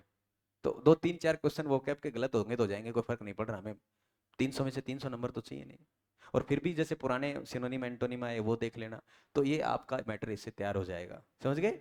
तो ये आपके ग्रामर के कंपोनेंट लगभग लगभग 2 पार्ट तैयार हो गए। एक आपका 5 जो कंपोनेंट पढ़े हमने, कि कुल मिला के हमारे सिलेबस में कितने कंपोनेंट हैं, 5। उसमें एक ग्रामर है, दूसरा वोकैब है और तीसरा फोनेटिक है। ये तीनों पहले पार्ट में हो जाते हैं। लास्ट टॉपिक देखोगे आप, 15 नंबर का टॉपिक, वो क्या है, फोनेटिक ट्रांसक्रिप्शन और वर्ड स्ट्रेस। अब देखो साहब, ये भी ऐसा टॉपिक है जिसकी कोई गारंटी नहीं होती है कि ठीक हो जाए क्वेश्चन, क्योंकि ये भी अंधा वाला टॉपिक है। और ये कहूँ मैं भी कि मैं आपको फोनेटिक्स में मास्टर बना दूंगा तो संभव नहीं है, क्योंकि मेरी भी मदर टंग नहीं है इंग्लिश, मैंने भी सीखी है अंग्रेजी। हाँ इतना जरूर है कि हमें ये पता रहता है कि भाई इस वर्ड के एग्जाम में क्वेश्चन ज्यादा आते हैं, च साउंड ज्यादा आ जाती है, जय साउंड ज्यादा आती है, तो क्वेश्चन हमारे ठीक हो जाते हैं। लेकिन आप कोई नया वर्ड लिख के लाओ, मेरे को भी बताओ, या मैं आपको कोई नया वर्ड दूं सडनली अचानक, और उसका फोनेटिक आप बिल्कुल ठीक कर दें, इसकी कोई गारंटी नहीं है। हालांकि एक बुक चलती है अंग्रेजी में बहुत अच्छी, सेठी एंड धमीजा की, और सेठ एंड धमीजा ने बहुत अच्छा फोनेटिक्स वाली चैप्टर समझा रखा है। लेकिन आप उसको ले आओगे, ले आओ भले, लेकिन समझ में नहीं आएगी आपको, इसलिए लानी भी नहीं है। मैं आपको बहुत अच्छे से 15-20 पन्नों में नोट्स तैयार करवा दूंगा आराम से, और आपके क्वेश्चन उससे हो जाएंगे फोनेटिक के, तो उसको टेंशन करने की कोई आवश्यकता नहीं है, ठीक। तो इस प्रकार से हमारा पहला पार्ट है, पार्ट 1, जिसको हम ग्रामर एंड यूसेज बोलते हैं, जो आपका सीनियर सेकेंडरी लेवल का है, ठीक है। अब करना क्या है आपको, आप कहो सर मुझे बुक बता दो, इसकी कौन सी बुक पढूं, क्या पढूं, बुक कहाँ से लाऊं। तो पहले तो देखो, ये बुक इतनी सारी लाने की जरूरत नहीं है कि बुक ला ला के रख लो आपको घर में, लाइब्रेरी तो खोलनी नहीं है हमें। और जितनी ज्यादा बुक लाओगे उतना ही उन किताबों को देखते रह जाओगे, पढ़ोगे नहीं, मेरी गारंटी। एक बार उसको उठाओगे उसमें समझ में नहीं आया, फिर दूसरी को उठाओगे उसमें समझ में नहीं आया, तीसरी को उठाओगे उसमें समझ में नहीं आया। प्रॉब्लम ये है कि किसी एक बुक को लेके आओगे तो सारे, जैसे आप रेन एंड मार्टिन है, खूब सुनते हो, रेन मार्टिन पढ़ ले, रेन मार्टिन पढ़ ले, सब कुछ तैयार हो जाएगा। पर रेन मार्टिन में सारे टॉपिक बढ़िया नहीं है, कुछ टॉपिक बहुत अच्छे हैं उसमें, कुछ है ही नहीं। लेकिन एक मोटे रूप से एक ग्रामर के लिए एक आइडियल सी बुक है रेन एंड मार्टिन। तो ग्रामर पढ़ना चाहते हैं तो आप पढ़ सकते हैं, किसकी सहायता से, रेन एंड मार्टिन की सहायता से। लेकिन मैं क्या बता रहा हूँ, कुछ टॉपिक ऐसे हैं जो उसमें गड़बड़ है, ठीक नहीं है टॉपिक, तो आप पढ़ सकते हैं। लेकिन फिर भी पढ़ना चाहें तो हाई स्कूल ग्रामर जो है, रेन एंड मार्टिन, और ये 2 लैंग्वेज में आती है, हिंदी और इंग्लिश में। हिंदी वाली को तो साइड में ले देना, उसको देखना ही मत। ऐसा लगता है कि आपकी आंखों की कमजोरी है तो उसको देखो ही मत आप, उसको हिंदी में कुछ समझ में नहीं आएगा, इंग्लिश में भी समझ में नहीं आएगा, थोड़ा थोड़ा टेढ़ी है, इसलिए डायरेक्टली रेन मार्ट पे कूदोगे तो कुछ समझ में नहीं आएगा, और अंग्रेजी से जो प्रेम बना है थोड़ा बहुत वो भी टूट जाएगा। तो डायरेक्टली इसको नहीं पढ़ना है, कोई बेसिक ग्रामर के लिए बुक, कोई भी बुक उठा लो बेसिक। अब उसके लिए कोई, आप जैसे हिंदी मीडियम की कोई बुक रखते हो, उसको आइडियल बुक नहीं बनाना है, लेकिन बेस क्लियर कर सकते हो आप एक बार। तो कोई आप कोई भी पढ़ सकते हो, ल्यूसेंट की भी आती है, अरिहंत की भी आती है, बहुत बुक चलती है मार्केट में, कोई भी पढ़ लो। लेकिन एक बुक है आपकी रेन मार्टिन, और दूसरी आती है थॉमसन एंड मार्टिनेट। कौन सी, थॉमसन एंड मार्टिनेट, ये 2 बुक आती हैं अच्छी। और इन बुक की खास बात ये है, इन बुक के साथ साथ इनकी एक्सरसाइज बुक भी आती है इनके साथ, एक्सरसाइज वाली बुक। एक्सरसाइज बुक जो है वो इनके दोनों में आती है, आंसर आंसर की आएगी इसके साथ, इसकी भी आती है, दोनों की आती है। और इतने सारे क्वेश्चन है, अगर आप निकाल लो तो आपको क्वेश्चनों को और निकालने की आवश्यकता नहीं है कि सर मैं प्रैक्टिस बुक कौन सी लाऊं, प्रैक्टिस बुक कौन सी लाऊं, प्रैक्टिस बुक कौन सी लाऊं। बस लाने के मूड में रहते हैं, पढ़ना है नहीं। तो इसका मतलब और बुक्स को हमें किसी को लाने की जरूरत नहीं है, 2 बुक है, ये लाना चाहो तो, ठीक, समझ रहे हो, पढ़ सकते हो तो। लेकिन थोड़ा टफ है समझने में, थोड़ा जोर आएगा, पर कोशिश करना। ऐसे बड़े बड़े और कोई किताबें आपने को देखने की जरूरत नहीं, हिंदी की मैंने बता दी, आप ल्यूसेंट पढ़ना चाहो तो ल्यूसेंट पढ़ लो, आर्यन पढ़ना चाहो तो आर्यन पढ़ लो, बहुत सारा लिख रखा है, ठीक ठाक बेचारों ने मेहनत कर रखी है, ऐसा नहीं है, ठीक है, वो पढ़ सकते हैं। एक्सरसाइज बुक इसमें मिल जाएंगी। ग्रामर की प्रैक्टिस कहाँ से करूं, तो मैं तो सीधी सीधी आपको बात बताऊं, किसी अरे गरे नत्थु गरे की किताब उठा ला या प्रैक्टिस करने लग गए, क्वेश्चन सही होने के बजाय गलत ज्यादा होने लग जाएंगे। दूसरी बात, प्रैक्टिस जब कर रहे हैं आप तो ऑब्जेक्टिव टाइप क्वेश्चनों की प्रैक्टिस करनी है। बिना ऑप्शन वाले क्वेश्चनों की प्रैक्टिस करोगे तो उसके आंसर सटीक नहीं होते हैं, वो आंसर कुछ भी मान लेंगे। जैसे मान लो मैं आपको एक क्वेश्चन दे दिया, मान लो राम स्पीक हिंदी, मान लो इतना सा क्वेश्चन है, राम स्पीक हिंदी। अब इसमें ऑप्शन दे रखे हैं,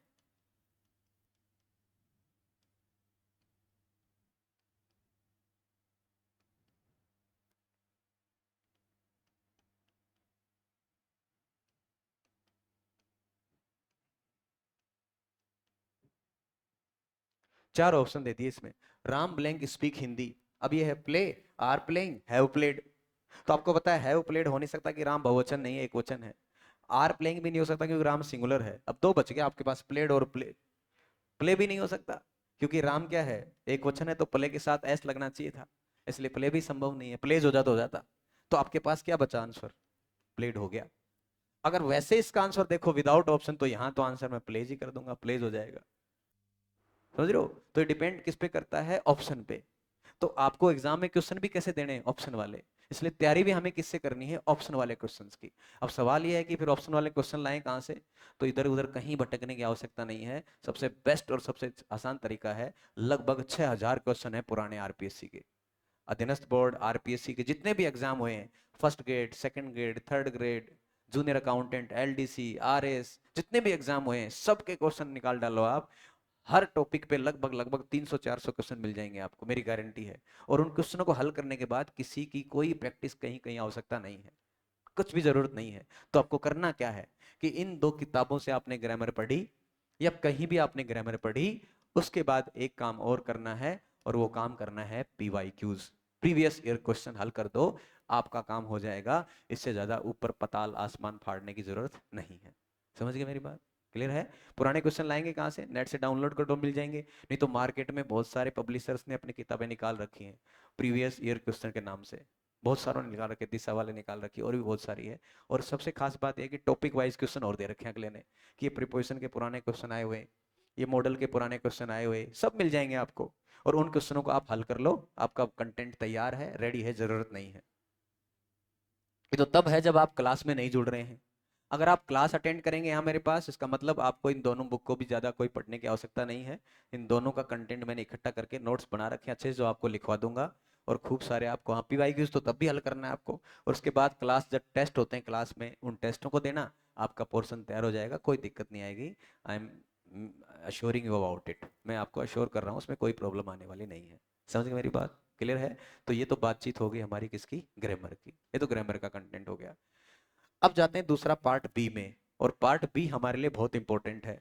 पार्ट बी के स्टार्ट के अगर आप 2-3 टॉपिक देखेंगे तो उनका भी लिटरेचर से कोई लेना देना नहीं है। स्टार्ट के 4 टॉपिक जो है उनका सीधा सीधा संबंध ग्रामर से ही है। देखो आप, सबसे पहला टॉपिक लिखा हुआ है बेसिक सेंटेंस पैटर्न, तो बेसिक सेंटेंस पैटर्न लिटरेचर का टॉपिक नहीं है भाई। फ्रेज एनालिसिस, ये भी लिटरेचर नहीं है। क्लोज एनालिसिस, ये भी लिटरेचर नहीं है। और रीडिंग कंप्रीहेंशन पैसेज और वोकैब चौथा टॉपिक है, इसका भी लिटरेचर से कोई लेना देना नहीं है। ये चारों टॉपिक वास्तव में ऊपर वाले टॉपिक के ही हैं। लेकिन इसके भी अगर पार्ट बी को भी आप देखोगे तो इसमें भी साफ लिखा हुआ है, ऊपर ग्रामर लिखा हुआ है, वर्ड लिखा हुआ है ना।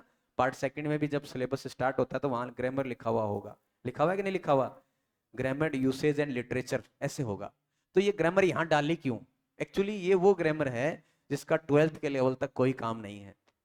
Phrase analysis, close analysis, basic sentence pattern आपने भी 10वीं 11वीं में पढ़ी होगी, ये 3 टॉपिक आपने नहीं पढ़े। वास्तव में एक अंग्रेजी में ग्रामर बुक चलती है, जोफ्री लीच की बुक है, और जोफ्री लीच की जो बुक है उसी में से ये टॉपिक उठाए गए हैं। और कहीं ये टॉपिक दिए भी नहीं है, ग्रामर किसी बुक में मिलेंगे भी नहीं आपको। ये जोफ्री लीच की उस बुक में से 3 टॉपिक उठा रखे हैं, लेकिन उस बुक में जब पढ़ोगे तो इतने पेड़ बना रखे हैं कि आपको कुछ समझ में नहीं आएगा। ठीक है, हालांकि सिंपल टॉपिक ऐसा कुछ नहीं है, लेकिन ये तीनों भी टॉपिक ग्रामर के हैं। फिर भी आपका मन करता है कि मुझे पढ़ना है, तो लीच की बुक आती है, लीच वाली बुक में से आप पढ़ लो। उसी में 3 टॉपिक हैं, बाकी किसी ग्रामर की बुक में आपको नहीं मिलेंगे। ना थॉमसन मार्टिनेट में मिलेंगे, ना रैंड मार्टिन मिलेंगे। हाँ वो मिल सकता है आपको बेसिक सेंटेंस पैटर्न, बाकी वो दोनों अच्छे से नहीं मिलेंगे, इतने बढ़िया टॉपिक। ठीक है, ये 4 पॉइंट हो गए। अब बचे 5 नीचे। एक है पोएट्री एप्रिसिएशन, 5वां टॉपिक। छठा है forms and figure of speech, literary terms वाला टॉपिक। सातवां है पीरियड्स, आठवां है मोमेंट और नाइन्थ है इंडियन राइटर्स इन इंग्लिश। ये कुल मिला के आपके टॉपिक है, यानी 5 से लेके 9 तक ग्रामर है।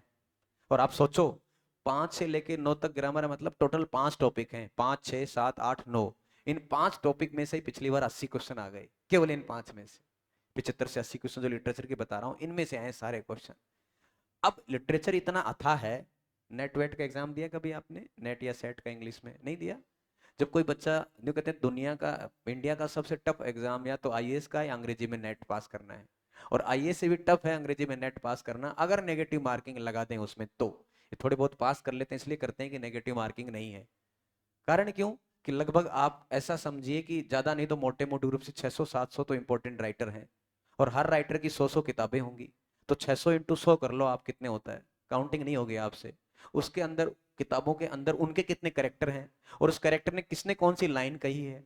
इतना सब पढ़ने के बाद आपको कहीं जाके सहूलियत मिलती है कि नेट या सेट की एक परीक्षा पास करें आप। ठीक। मुझे 6 साल लग गए नेट पास करने में, जाके कहाँ जाके 2020 में नेट हुई। हालांकि सेट मेरा 13 14 में ही हो गया था, लेकिन नेट बहुत लेट हुई जाके। इसका मतलब कुल मिला के नेट सेट, और जितने भी आप पूछना, कोई भी गुरु जी को पढ़ा रहे हैं, कोई पूछना, किसी से पूछना नेट है क्या अंग्रेजी में, नहीं होगा, मेरी गारंटी है, लिख के दे सकता हूँ। नहीं है नेट इंग्लिश में। तो इसका मतलब इंग्लिश से नेट करने के लिए जान निकल जाती है। लिटरेचर इतना महाभारत है। तो अगर आपको ये कहा जाए कि आपको लिटरेचर पढ़ना है, क्योंकि अगर आप, मैं तो इतना ही कह रहा हूं, अगर आप विलियम शेक्सपियर को अकेले कोई पढ़ना चाह रहे हो, तो विलियम शेक्सपियर के 154 सोनेट हैं, 154 सोनेट्स, और 2 उसकी लॉन्ग नरेटिव पोइम है, और लगभग 38 उसके ड्रामा हैं। तो 38 ड्रामा, 154 सोनेट और 2 लॉन्ग नरेटिव अकेले शेक्सपियर की है। उसको पढ़ोगे तो ही 2 साल बीत जाएंगे आपके। तो आप तो सारा तो नहीं पढ़ सकते, क्योंकि उसमें लिखा हुआ है an acquaintance with literary moments और पीरियड्स। तो इसका मतलब अगर आप मुझसे पूछो सर किताब बता दो, बता दूंगा ना। एक शेक्सपियर की किताब ले आओ, बड़ा ग्रंथ, और उस एक मिल्टन की ले आओ, एक डॉन डन की ले आओ, एक बेकन की ले आओ, एक लैम्ब की ले आओ, भर लो गर्ग पूरा ही, कुछ नहीं होना। और अकेली एक किताब से लिटरेचर कंप्लीट हो जाए, नहीं होगी। तो कोचिंग करनी आपको मजबूरी लिटरेचर की वजह से हो जाती है, क्योंकि लिटरेचर किसी एक बुक में आपको इम्पॉसिबल है मिलना, नहीं मिलेगा आपको। और अगर आपने लिटरेचर मोस्टली, जैसे कि मैं भी शामिल हूँ, 1 वीक सीरीज से पढ़ते हैं सब हम, इसलिए हमारा लिटरेचर में हाथ तंग है। और जितनी भी, जैसे अपन पढ़ते हैं कहीं क्लासेस में, कोचिंग भी करते हैं, बहुत सारी जगह ये भी प्रॉब्लम आ रही है कि 6 महीने पढ़ाएंगे ग्रामर और 15 दिन पढ़ाते हैं लिटरेचर, और हो गया सिलेबस पूरा। कारण लिटरेचर खुद पढ़ी ही नहीं। ये बड़ी बड़ी जगह की समस्या ये है। इसका मतलब बच्चे को, क्योंकि ग्रामर तो सब जानते हैं, पढ़ लो पढ़ लो पढ़ लो, लिटरेचर सल्टा दो 15 दिन में। 3 महीने पढ़ाऊंगा मैं लिटरेचर, 4 महीने पढ़ाऊंगा ग्रामर, 1 महीने पढ़ेंगे, 1 महीने तो नहीं, 15 20 दिन मेथड, 8 महीने का बैच चलेगा आपका। 8 का 9 भी हो सकते हैं। ठीक है, 8 से 9 महीने का बैच चलता है। ये तब है जब एग्जाम की डेट नहीं आती है। अगर एग्जाम की डेट आती है तो हम बैच के टाइम को डबल कर देते हैं। जैसे 1.5 घंटे क्लास को 2.5 घंटे की कर दिया, वरना रेगुलर 1.25 से 1.5 घंटे क्लास होती है, जिसमें आपको 8 से 9 महीने लगते हैं। समझ गए मेरी बात? तो ये दूसरा पार्ट हम लिटरेचर वाला करेंगे, और बहुत अच्छे से शानदार तरीके से लिटरेचर पढ़ेंगे, कोई दिक्कत नहीं, एक टॉपिक वाइज 100%। और तीसरा पार्ट है आपका टीचिंग मेथड। तो टीचिंग मेथड में वैसे बुक्स आती हैं, रिचर्ड एंड रोजर्स की बुक आती है, आभा रानी बिस्ट की बुक आती है, पढ़ लो। उसमें तो पढ़ सकते हो आराम से, कोई खास बात नहीं है। तो इस प्रकार से आपका सिलेबस दिया हुआ है। और मैंने आपको बता दिया कि सिलेबस आपका 5 पार्ट में बटा हुआ है। और जैसे पीरियड्स ऑफ इंग्लिश लिटरेचर पढ़ते हो आप, तो रटना नहीं है, समझाएंगे अपन कि कैसे कैसे। एक आधा कोई मेरा वीडियो पड़ा होगा यूट्यूब पे, देख लेना, पीरियड्स ऑफ इंग्लिश लिटरेचर नाम से समझा रखा है मैंने कि कैसे पीरियड्स हैं। तो grammar, literature, teaching method, vocab और फोनेटिक्स, इस प्रकार से कुल मिला के कितने टॉपिक हैं? 5। और पांचों आप आसानी से कर सकते हैं। बुक पूछो तो मैंने बता दिया आपको कि ग्रामर की बुक अगर पढ़ना चाह रहे तो रैंड मार्टिन पढ़ लो, थॉमसन मार्टिनेट पढ़ लो। ठीक। लिटरेचर की तो खैर स्पेशल कोई बुक है नहीं। फोनेटिक्स की सेठी तमीजा पढ़ सकते हैं, वो क्या ब्लैक बुक से पढ़ सकते हैं। टीचिंग मेथड जो है आवारानी बिस से पढ़ सकते हैं, या रिचर्ड एंड रोजर से पढ़ सकते हैं। और लिटरेचर में कोई एक बुक भाई है नहीं जिससे आप कवर कर सकते हैं। हाँ, एक बुक जरूर है जो आप सबके पास होती होगी और होनी भी चाहिए। एम एच अब्राहम की बुक आती है लिटरेरी टर्म के नाम से, अ ग्लोसरी ऑफ लिटरेरी टर्म्स। ये वो बुक है जो हमें हर हाल में, अगर हम तैयारी कर रहे तो हमें हमारे पास होनी चाहिए, अ ग्लोसरी ऑफ लिटरेरी टर्म्स। इसमें क्या होता है एक्चुअली, लिटरेचर की जितनी भी टर्म लिखी हुई हैं वो अल्फाबेट के हिसाब से हैं। जैसे आपने देखा रेनेसा, तो आर पे जाओगे, रेनेसा खोलोगे, उसमें रेनेसा मिल जाएगा। छोटी सी बुक लेट है, एम एच अब्राहम की बुक है ये। राइटर भी इसके एम एच अब्राहम है, एम एच अब्राहम की बुक है। और इससे आसानी से आप पढ़ सकते हो, अ ग्लोसरी ऑफ लिटरेरी टर्म्स। मिल जाएगी मार्केट में, हर जगह कहीं भी जाओगे वहां मिल सकती है। तो ये इस बुक को पढ़ के इसमें कुछ कुछ बेसिक जानकारी ले सकते हैं। बाकी आपको किताबें, क्योंकि अब मान लो आपको जॉन डन तैयार करना है, तो जॉन डन तैयार करना है, इसका मतलब जॉन डन की कौन कौन सी इंपॉर्टेंट वर्क्स हैं। मिल्टन तैयार करना है तो जैसे मिल्टन का पैराडाइज लॉस्ट है, पैराडाइज रिगेंड है, लिसिडस है ना, एरोपेगेसिया है, और एलगेरो है, पेंसेरेसो है। किताबों के कुछ नाम है जो हमें याद करने हैं, जो आपको एक जगह नहीं मिल सकते। तो इस प्रकार से हम लिटरेचर वाला पोर्शन जो है वो तैयार कर सकते हैं। क्लियर हो गया? ये हमारी बात हो गई किससे संबंधित, लिटरेचर से संबंधित। अब अगर ग्रेड फर्स्ट के सिलेबस में जाओगे तो उसमें भी वही बात है, ग्रामर तो यही है। ग्रामर सेकंड ग्रेड में ज्यादा है बजाय ग्रेड वन के। और ग्रेड वन में भी topic same to same ditto, 7 ही टॉपिक है ग्रामर के ग्रेड सेकंड फर्स्ट में। 7 में से 4 तो मैंने वही बता दी, आफत चारों, डिटर्मिनर और आर्टिकल, प्रीपोजिशन, मॉडल और टेंस। सबसे स्टार्ट में 4 आफत ये दिख जाएंगे आपको। और दूसरा टॉपिक है इनकी ट्रांसफॉर्मेशन, बस खत्म, इतना ही सिलेबस है ग्रेड फर्स्ट के ग्रामर में। ट्रांसफॉर्मेशन है और 4 टॉपिक की बीमारी है, इतना ही सिलेबस है ना। ट्रांसफॉर्मेशन में वही एफर्मेटिव नेगेटिव है, सिंपल कंपाउंड कॉम्प्लेक्स है, एक्टिव वॉइस पैसिव वॉइस है, डायरेक्ट इनडायरेक्ट है। 4 तो वो टॉपिक आ गए उधर आपके। उसके अलावा एक टॉपिक मॉडल ऑक्सिलरी का है, एक आपके आर्टिकल और डिटर्मिनर का टॉपिक है, एक टेंस है, एक प्रीपोजिशन है। इतना ही टॉपिक है किसमें, ग्रेड फर्स्ट में। और बाकी 3 टॉपिक हैं, letter writing, precis writing, report writing, 8 9 10 number पे, जिन टॉपिक से ग्रामर का डायरेक्टली कोई लेने देना नहीं है। एक्चुअली ये सिलेबस में टॉपिक तब डाले गए थे जब लिखित पेपर हुआ करता था, तो लिखित में लेटर लिखवा लेते थे, प्रेसी लिखवा लेते थे, रिपोर्ट लिखवाते थे। अब लिखित पेपर होता नहीं है, लेकिन पढ़ा है पुराने जमाने सिलेबस में तो पढ़े हैं। तो आपसे ये पूछ सकते हैं कि लेटर में यूवर्स आता है कि यूअर आता है, ओबीडियंटली कहाँ लगाते हैं, फेथफुली कहाँ लगाते हैं, लेटर कितने प्रकार के होते हैं, ऑफिशियल लेटर क्या होता है, अनऑफिशियल लेटर क्या होता है, फैक्ट वाले क्वेश्चन आ जाते हैं। तो वो कोई खास बात नहीं है, ग्रामर के वहां 7 ही टॉपिक हैं। अब एक चीज बचती है इसमें आगे, लिटरेचर जो दिया हुआ है। और देखो, ग्रेड फर्स्ट और ग्रेड सेकंड के लिटरेचर की तुलना करोगे ना, तो आप यूं सोचिए कि कौन सी लिटरेचर ज्यादा हार्ड लगती है आपको, ग्रेड फर्स्ट की या ग्रेड सेकंड की। कभी कभी दिमाग में कईयों के ये भी है, गुरुजी मैंने एमए कर रखी है, मैं ग्रेड वन की तैयारी करूं या ग्रेड टू की तैयारी करूं। ये बहुत सारे लोग, पता नहीं कितने फोन आते हैं मेरे पास दिन पर। तो सीधा सीधा, अच्छा कौन सी टफ लगती है आपको, ग्रेड फर्स्ट की या ग्रेड सेकंड की लिटरेचर? जिसने दोनों, कोई तो होगा जो दोनों के हिसाब से सोच रहा होगा। तो ग्रेड फर्स्ट या ग्रेड सेकंड? देखो इसमें क्या है, इसमें हालांकि ऐसा तो नहीं है कि आसान तो कोई भी हो, आसान तो कुछ नहीं है, पढ़ना पड़ेगा। लेकिन ग्रेड फर्स्ट में सहूलियत इतनी है, जैसे मैंने आपको अभी कहा कि ग्रेड सेकंड में शेक्सपियर के बारे में आपसे पूछ लेगा, कुछ भी पूछना चाह रहा है। लेकिन ग्रेड वन में 2 ही पूछना है, या तो मैकबेथ या एज यू लाइक इट। पर जब आपको ये पता है ना, जैसे आपके सिलेबस में ग्रेड सेकंड में एक टॉपिक है इंडियन राइटर्स इन इंग्लिश, पहले भी था ये topic। मैं जो बातें बता रहा हूँ आपको समझ में आ रही है कि ऊपर से जा रही है? आ रही है। पहले भी आपके सिलेबस में टॉपिक था इंडियन राइटर्स इन इंग्लिश, पहले मतलब ये जो पिछली बार डाला इससे पहले। पर पहले में और अब में फर्क क्या है, अब आपके सिलेबस में 15 राइटर जो दे रखे हैं वही है, फिक्स नाम लिख दिए। जैसे अब उसमें आज जैसे आर के नारायण लिखा हुआ है, निजे मिजिकल लिखा हुआ है, कमला दास लिखा हुआ है, रस्किन बॉन्ड लिखा हुआ है ना, उसमें नाम फिक्स लिख रखे हैं। पहले नाम नहीं लिखे थे। तो जब पहले नाम नहीं लिखे थे तब आसान था, कि नाम लिख दिया तब आसान है? भाई नाम नहीं लिखे थे, सिर्फ इतना लिखा था इंडियन राइटर्स इन इंग्लिश, और अब लिख दिए नाम 15 के। तो जब इंडियन राइटर्स इन इंग्लिश लिखा है, इसका मतलब अंग्रेजी के कितने भी राइटर हैं जो इंडियन हैं उन सबको तैयार करना है हमें। लेकिन उसमें आसान ये था कि उसके ऊपर ऊपर की बातें याद कर लो। अब जब 15 ही दिए हैं तो फिर 15 को डीपली पढ़ना पड़ेगा, ये फर्क है। तो जब आप ग्रेड वन में, ग्रेड सेकंड में विलियम शेक्सपियर पढ़ रहे हैं तो ऊपर ऊपर से पढ़ लो। लेकिन ग्रेड वन में जब मैकबेथ और एज यू लाइक इट दिए गए हैं, तो मतलब उसको पूरा एक एक लाइन टू लाइन पढ़नी है, एक एक सेंटेंस का सेंटेंस की ये लाइन किसने बोला, ये स्टेटमेंट किसने कहा। ये फर्क है ग्रेड वन के और ग्रेड सेकंड के लिटरेचर में। ग्रेड फर्स्ट फर्स्ट के लिटरेचर में 8 पोइम दी गई है आपको। ऑन इज ब्लाइंडनेस है, आपका go and catch a falling star है, ग्रेशियन अर्न है, वेस्ट विंड है, नाइट ऑफ द स्कॉर्पियन है, डांस ऑफ द यूनिक है, डेफोडिल्स है, और माई लास्ट डचेज है। 8 पोइम है, 2 ऐसे दिए गए हैं, in the praise of chimney sweeper है, और उसके अलावा ऑफ स्टडीज है। 2 ड्रामा है, मैकबेथ और एज यू लाइक इट। इसके अलावा थॉमस हार्डी का मेयर ऑफ कास्परीज है, और आर के नारायण का वेंडर ऑफ स्वीट्स है। और पार्ट डी में जाओगे आप, सी में, पीजी वाले में, तो वहाँ वेस्टलैंड है, टीएस इलियट की हैरोल्ड पिंटर का बर्थडे पार्टी है, और अनीता देसाई का कराइदा पिकॉक है, और 4 वेराइटीज ऑफ लैंग्वेजेस हैं, क्रियोल, पिडजिन, कोड स्विचिंग और कोड मिक्सिंग। खत्म, इतना सिलेबस है आपका। ये ग्रेड फर्स्ट का सिलेबस है। तो दोनों में अंतर क्या है, जब मैंने आर के नारायण का बोला वेंडर ऑफ स्वीट्स, इसका मतलब वहां केवल आर के नारायण का वेंडर ऑफ स्वीट्स ही पढ़ना है, उसमें से क्वेश्चन आते हैं और कोई क्वेश्चन नहीं आता। लेकिन आपके सिलेबस में अगर ग्रेड सेकंड में इसी आर के नारायण को पढ़ोगे तो आपसे पूछेगा कि गाइड का करेक्टर कौन है। समझ रहे हो आप, गाइड किसने लिखा है, या पूछ लेगा कि भाई आर के नारायण का इनमें से कौन सा उपन्यास नहीं है, कौन सा उपन्यास है, या आर के नारायण के नोवेल की क्या क्या विशेषताएं होती हैं। ये फर्क है ग्रेड वन के और ग्रेड सेकंड के सिलेबस में, ये दोनों में बेसिक डिफरेंस है। समझे मेरी बात। तो ग्रेड वन में पढ़ रहे हैं, इसका मतलब जो राइटर दिया उसको वर्क दिया उसको पूरा पढ़ना है।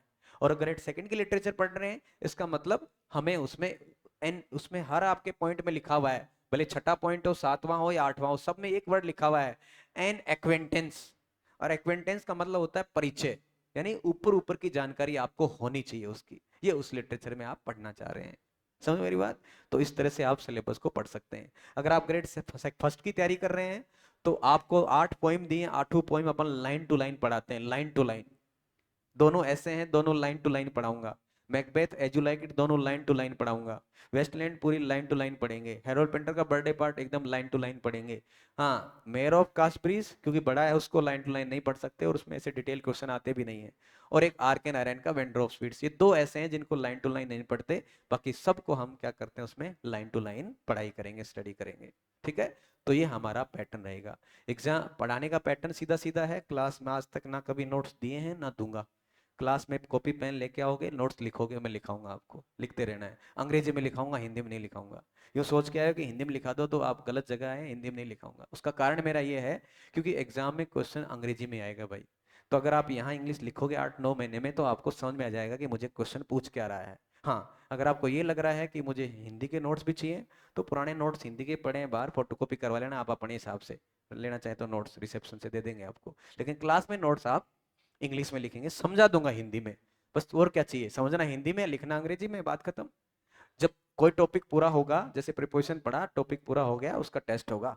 आप टेस्ट देंगे, आपकी रैंक लगेगी, आपको पता लग जाएगा कैसे टेस्ट होते हैं। और टेस्ट में हम नेगेटिव मार्किंग रखते हैं 100%। एक क्वेश्चन पे एक क्वेश्चन कटना है, सीधी सी बात है। जैसे 50 क्वेश्चन आए 100 नंबर के, तो एक गलत करोगे तो 2 नंबर।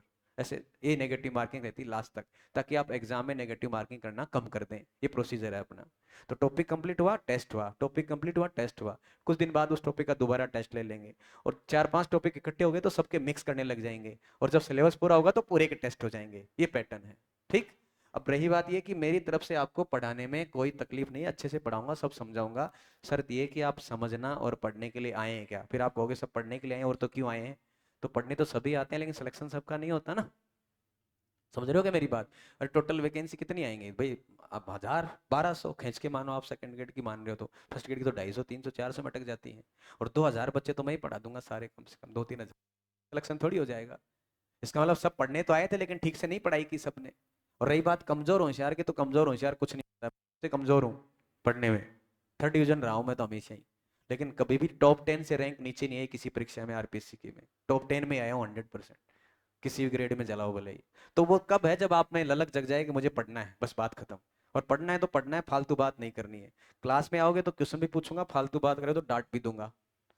मैं ऐसे मजाकी वाला टीचर ज्यादा नहीं हूँ। ठीक है, स्ट्रिक्ट रहना है, स्ट्रिक्टनेस से तैयारी करनी है, पढ़ाई करनी है। लगभग 600 बच्चे, 500-600 अपने पास अभी भी पढ़ रहे हैं 80%। समझे मेरी बात।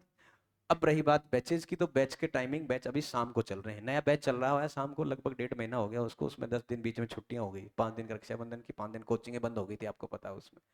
लगभग 1 महीना 3 टॉपिक पढ़ा दिए मैंने उसमें। एक आपको प्रिपोजिशन पढ़ाया है, दूसरा मॉडल पढ़ा दिया, तीसरा चल रहा है सब्जेक्ट वर्ब एग्रीमेंट। और इसके बाद अगला टॉपिक स्टार्ट होना है डिटर्मिनर और आर्टिकल। चौथे टॉपिक के साथ ही आप उस बैच में एंट्री करेंगे, उसी बैच में आपको एडमिशन दूंगा मैं। ये जो 3 टॉपिक हैं स्टार्ट वाले, इन तीनों टॉपिक को अपन बाद में वापस पढ़ेंगे, क्योंकि इन तीनों टॉपिक का दूसरे टॉपिक से कोई लेने देना नहीं है। तो 3 टॉपिक आपको बाद में पढ़ा देंगे, समझ गए। तो आप स्टार्ट करेंगे आपका सिलेबस डिटर्मिनर और आर्टिकल के साथ, या हो सकता है हम लिटरेचर स्टार्ट कर दें तो लिटरेचर के साथ, जैसा भी होगा। समझ गए मेरी बात। जब आप बैच में एंटर करेंगे तो लगभग आपका 7 से 8 महीने का बैच होगा। और हाँ, बीच में कई बार ऐसे बोलते हैं 12 को छुट्टी कर दी। छुट्टी कई बार हो जाती है मेरे से, क्योंकि मैं प्रिंसिपल हूँ गवर्नमेंट स्कूल में। बहुत सारी ट्रेनिंग व्रेनिंग आती रहती है, तो उसकी टेंशन करने की जरूरत नहीं है। उस दिन घर पढ़ना अपने आराम से बैठ के। ठीक है। सिलेबस कंप्लीट करवाना मेरी जिम्मेदारी है, एक टॉपिक में नहीं छोड़ूंगा। एग्जाम से 2, ढाई, 3 महीने पहले फ्री कर दूंगा, कभी भी परीक्षा हो आपकी। और एग्जाम की डेट आएगी तो कम से कम 6-7 महीने का टाइम देके तो आती है। तो टाइम बढ़ा के हम आराम से कर देंगे, कोई टेंशन करने की आवश्यकता नहीं है। पैटर्न मैंने बता दिया, तरीका आपको। पहले पढ़ाएंगे, फिर टेस्ट लेंगे, आप जो ही पढ़े आप घर जाके पीवाईक्यू हल करना, कुछ क्वेश्चन क्लास में हल करते हैं, कुछ आप पीआईक्यू हल करना, फिर टेस्ट देना, टॉपिक कंप्लीट। टॉपिक पढ़ा नोट्स में से, फिर आपने यहाँ क्लास में क्वेश्चन हल किए, घर जाके पीवाईक्यू हल किए, और बाद में यहाँ जो टेस्ट लेंगे वो टेस्ट दे दिया, आपका टॉपिक कंप्लीट। ये प्रोसीजर रहेगा, ठीक है। ये अपना प्रोसीजर है, ये अपना सिस्टम है। और कुछ जानकारी प्राप्त करनी तो आप प्राप्त कर सकते हैं। रही बात फीस की जानकारी तो वो आप काउंटर से प्राप्त कर लें, वो आपको बता देंगे। बैच का टाइमिंग शाम को रहेगा। ये टाइम 4:30 से लेकर 7:30-8 बजे के बीच का कभी भी हो सकता है, आप बदलता रहता है कई बार, लेकिन होगा 4:30 से 7:30-8 के बीच में, उससे पहले नहीं। 5, 6, 7, 8, कभी जैसे 6 से 7 हो गई, कभी 6 से 7:30 हो गई, या 5 से 6:30 हो गई, ऐसे वही टाइम रहेगा। और कोई टाइम 4 से पहले हो नहीं सकता, 8:15, 8:30 के बाद होगा नहीं, इसके बीच में रहता है टाइम, ठीक। और कोई अगर आपकी क्यूरी है तो पूछ सकते हैं। मैंने अपनी बात आप तक रख दी है। If you have any doubt you can ask me. कोई मेरी बात समझ में नहीं आई हो, कुछ आप पूछना चाह रहे तो आप जान सकते हैं, बोलिए। मैं बोल रहा हूँ लगभग 1-1.5 घंटा हो गया मुझे बोलते बोलते, खूब सारी चीजें मैं डिस्कस कर दी। ये मेरी गारंटी आपको चैलेंज के साथ कह रहा हूँ, कंटेंट में आपको किसी प्रकार की कोई प्रॉब्लम नहीं आएगी, 500% आपको श्योर कर रहा हूँ। और ऐसा नहीं है कि आप, अच्छा दूसरी बात, और एक ये बात भी दिमाग में डाल लेना कि फला को मेरा मित्र फला कोचिंग में पढ़ रहा है, वो मित्र फला कोचिंग में पढ़ रहा है, उसके नोट्स में ये लिखा है, मेरे नोट्स में ये लिखा है, कुछ नहीं देखने की जरूरत नहीं है। जब आप आ गए, बैठ गए, सुन लिया, बैच ज्वाइन कर लिया, विश्वास रखिएगा। समझ रहे हो, विश्वास रखो और उसमें पढ़ो आराम से। दूसरे के नोट्स, सर मैं वो किताब भी लिया हूँ, वो किताब भी लिया हूँ, वो किताब भी लिया हूँ, वो भी पढ़ लूँ, वो भी पढ़ लूँ। मेरा तो एक ही क्वेश्चन होता है आपसे कि जब आपको मैं जो नोट्स लिखवा रहा हूँ वो जिस दिन पूरे याद हो जाएं आपको कि सर ये नोट्स पढ़े, आप इसमें से कुछ भी पूछ लो मेरे को सब याद है, तब मैं कहूंगा बेटा एक काम कर, वो किताब और लिया, वो और पढ़ ले। लेकिन वो तब है जब वो पूरा तैयार हो जाए आपको।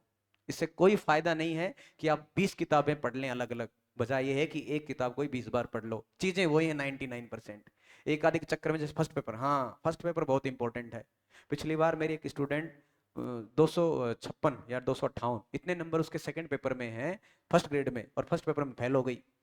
तो आप सोचिए 128 क्वेश्चन ठीक कर दिए उसने, 128 क्वेश्चन ठीक किए, 150 में से, लेकिन फर्स्ट पेपर में फेल हो गई। तो फर्स्ट पेपर भी आपको ध्यान से तैयार करना है। आपको ऐसे एज ए गाइडेंस कुछ जीके वीके मुझसे पूछना चाहोगे, मैं आपको गाइड कर दूंगा कि कौन कौन सी बुक पढ़नी है। खूब मेरे पास नॉलेज ऐसा कुछ नहीं है, ऐसे मैं मतलब खूब एक्सपीरियंस है एग्जाम्स का। I will guide you, I will suggest you. आप यहाँ जुड़ेंगे तो एज ए विश्वास क्लासेस के सदस्य के रूप में जुड़ेंगे, एक छोटे भाई बहन की तरह मेरे साथ जुड़ते हैं, और उसी तरह रहना, अच्छे से पढ़ना, कोई दिक्कत नहीं आएगी, ठीक है। समझ गए मेरी बात। और कोई डाउट हो तो आप मुझसे पूछ सकते हैं, otherwise this is all from my side. I have explained each and everything to you. और मेरी तरफ से आपको शुभकामनाएं। आप यहाँ पढ़ें तो बहुत बढ़िया, वो भी शुभकामनाएं, और नहीं पढ़ोगे तो भी बहुत बहुत सारी शुभकामनाएं। आप सिलेक्शन लें, इसी आशीर्वाद के साथ मैं आज की वाणी इस बात को समाप्त करता हूँ, अपनी वाणी को विराम देता हूँ। जय हिंद, जय भारत। कुछ बोलना है तो बोल लो, बाहर बैठा हूँ वहाँ बात कर लेंगे, ठीक है।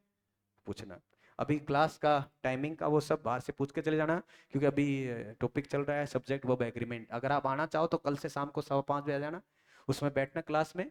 वो टॉपिक 2 दिन में पूरा हो जाएगा, उसमें तो वैसे बैठ सकते हो। उसके बाद डिटर्मिनर वाला टॉपिक चलेगा, वो आपका मेन टॉपिक स्टार्ट होगा, उसमें आप बैठ जाना, ठीक है।